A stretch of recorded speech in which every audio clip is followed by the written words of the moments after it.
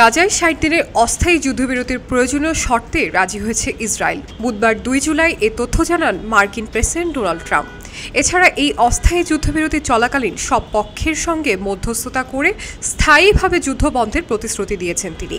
নিজের truth সোশ্যালে Trump লিখেন, ৬০ দিনের যুদ্ধবিরতি চূড়ান্ত করতে ইসরায়েল প্রয়োজনীয় শর্তে রাজি হয়েছে।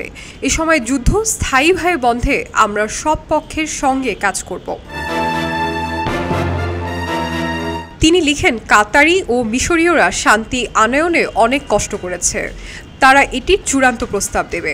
আমি আশা করি মধ্যপ্রাচ্যের ভালোর জন্য হামাস এই চুক্তি গ্রহণ করবে, কারণ এটি ভালো নয়, ভবিষ্যতে আরও খারাপ হবে। গত কয়েক মাস ধরেই ইসরায়েলের সঙ্গে হামাসের ৬০ দিনের অস্থায়ী যুদ্ধবিরতির আলোচনা চলছে, যেটির প্রস্তাব দিয়েছিলেন ট্রাম্পের বিশেষ দূত স্টিভ উইটকফ।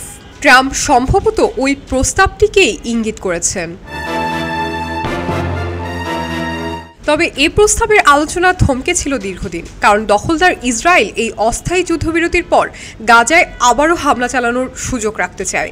অপরদিকে হামাস জানায়, যতক্ষণ তাদের স্থায়ী যুদ্ধবিরতির নিশ্চয়তা না দেওয়া হচ্ছে ততক্ষণ তারা অস্থায়ী যুদ্ধবিরতিতে রাজি হবে না। ইসরায়েলি সংবাদ মাধ্যম টাইমস অব ইসরায়েল জানিয়েছে, ট্রাম্প স্থায়ীভাবে যুদ্ধ বন্ধের কাজ করার জন্য প্রতিশ্রুতি দিয়ে সম্ভবত দুই পক্ষকেই সন্তুষ্ট রাখার চেষ্টা করছেন। এছাড়া হামাস ও ইসরায়েলের মধ্যে যুদ্ধবিরতি চুক্তির জন্য যেসব বিষয় এখনও মতপার্থক্য রয়েছে সেগুলো দূর করার চেষ্টা করছে আরব মধ্যস্থতাকারী দেশগুলো।